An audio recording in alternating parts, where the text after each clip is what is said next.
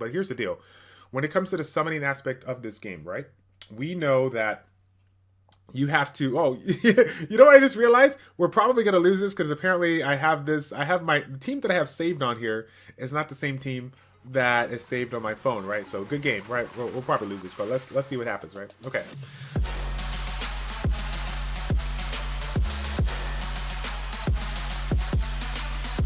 What's going on, everybody? It's Childish. We're back at it again, coming at you with another video for Skylanders Ring of Heroes. Today, we're going to be taking a look at one of the farmable Nat 4 Skylanders in the game, and why I feel he's probably going to be the one that's going to break me from being a free-to-play player to a pay-to-play player. Now, before we jump into that, I do want to give a quick announcement for all of our Skylanders content creators on YouTube. One of the things I've been pushing, if you guys haven't checked it out already, is under the category when you're making your YouTube videos, there wasn't an availability to tag it as Skylanders Ring of Heroes. I've been connecting with the Comtuas, trying to get that worked out, and it looks like they've actually been able to get that done. So if you guys haven't checked it out already, I'll put a video right over here just kind of showcasing the change that you can make so that you can tag your videos in the Skylanders Ring of Heroes family and make sure that people that are searching for it, have a chance to check it out. Now, for those of you guys, again, I know that's maybe the title or maybe the thumbnail might be a little clickbaity. I kid you not, guys. If you're free to play, I don't want you to watch this video because this one's hard to hit, right? This one's hard to hit. But I'm gonna be honest with you, I'm doing this right now because I don't know how long it's gonna last, and we're just gonna have to take advantage of it while I can. Okay. So when it comes to the daily tasks that we have to do in this game, one of the things that you guys already know and you take advantage of is making sure that you take the time to clear out those boss stages. Why is that? If you're able to do it, you get fixated amount of shards that you can use to go ahead and summon, and of course down the road power up, evolve, awaken, level up, so on and so forth, right?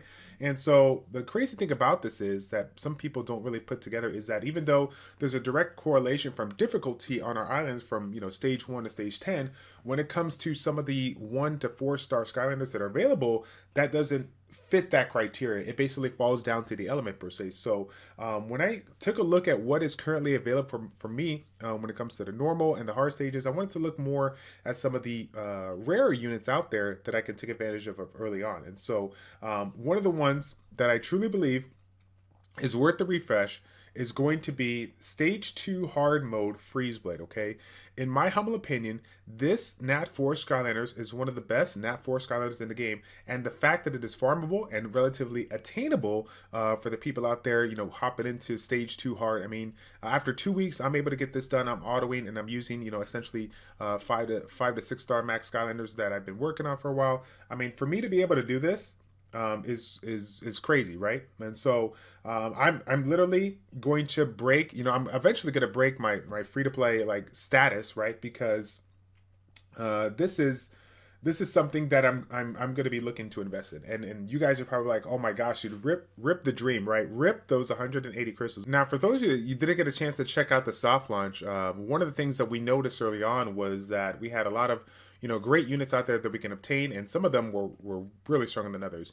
One of the ones that caught the community's eyes was Flashwing, which is a Earth-based Skylander that's actually a really, really strong healer, especially if you can get it skilled out and whatnot. He was available in the Earth Island, and people basically, took advantage of it and farmed it out. Now, one of the things that ended up happening before the soft launch is that, he became he basically got taken out as a farmable unit, and rightfully so. I mean, as much as I wanted to keep him in there, he was super strong, and for everybody to have literally one of the best healers in the game, probably would have been a little too much here. But that's the thing of it, is that now when I took a look at it, I'm like, I'm sitting here, I invested some refreshes into Stealth Out to get quicker 6 stars, or Chill, who I was already working on prior to. Now Freezeblade is just one of those units out there that is so strong. I mean, literally so strong from left to right on his skills that he just, without a doubt, for me, is a great reason to go ahead and refresh right away. So once we get done with these runs, we'll go ahead and take a look at his skill set so you guys can see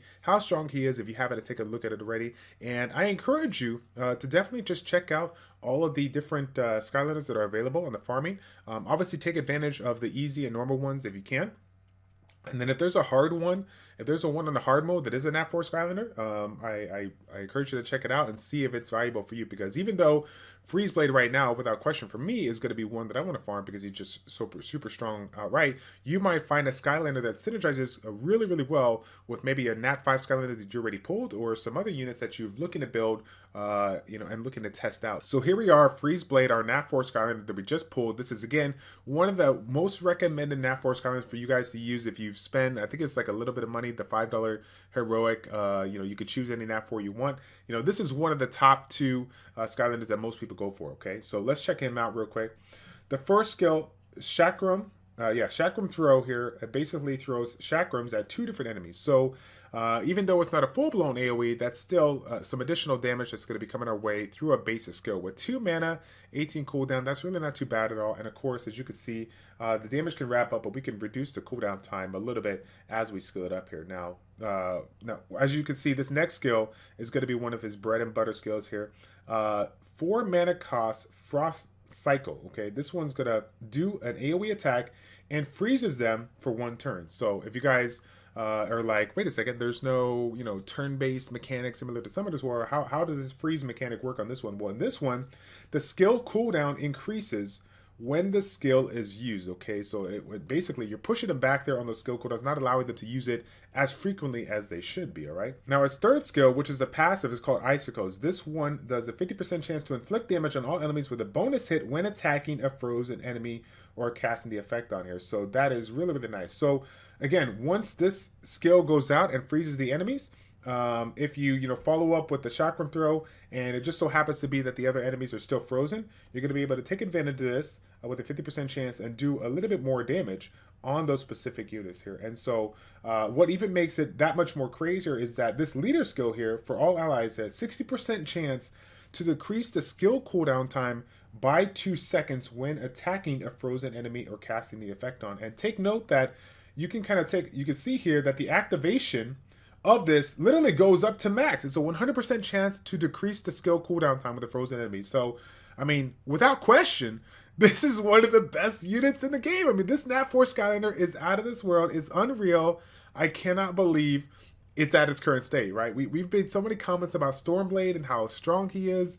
Like, this unit here, I hate to bring it up for the community because it's like I don't want Comtuous to nerf it or take it away, but it's without question just super strong that if it's going to be up for a little bit, I want to let y'all know this is why I'm literally using the resources that I have into him, refreshing him every single day so that I can get as many pieces as possible. Hopefully get him 5-star, maybe awakened, or even get him 6-star if I'm lucky enough to get him done before they change this or whatever, right?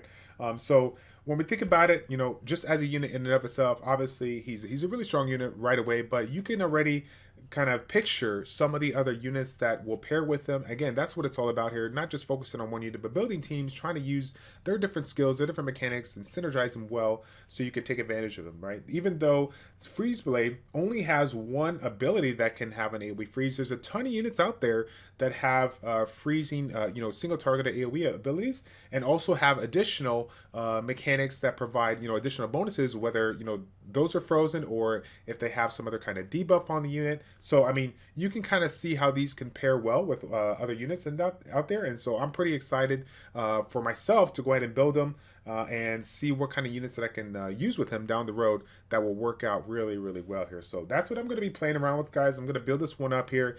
I'm basically going to be farming it every single day. I'm going to refresh it every single day.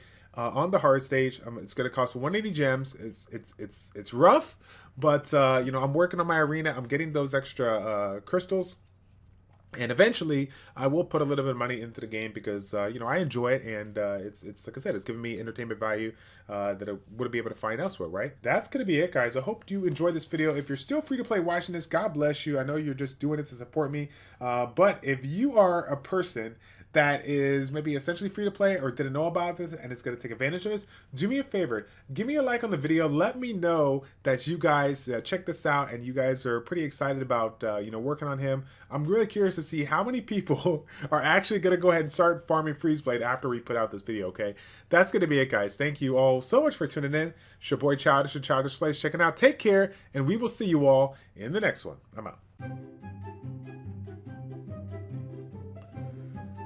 What's going on, everybody? It's Childish. We're back at it again. What's going on, everybody? It's Childish. We're back at it again, coming at you with another video for Skylanders Ring of Heroes. Today, we're going to be taking a look at the one nat4 that I truly believe is worth the gems when it comes to. Today, we're going to be taking a look at what I feel is the best nat4 when it comes to it. At a nat4 Skylander that is currently farmable that I truly believe is worth farming. I'll get it one of these times. Yeah, that's whatever. No big deal. What's going on, everybody? Woo! What's going on, everybody? That's it. That's it. I quit. That's it. Taking a break.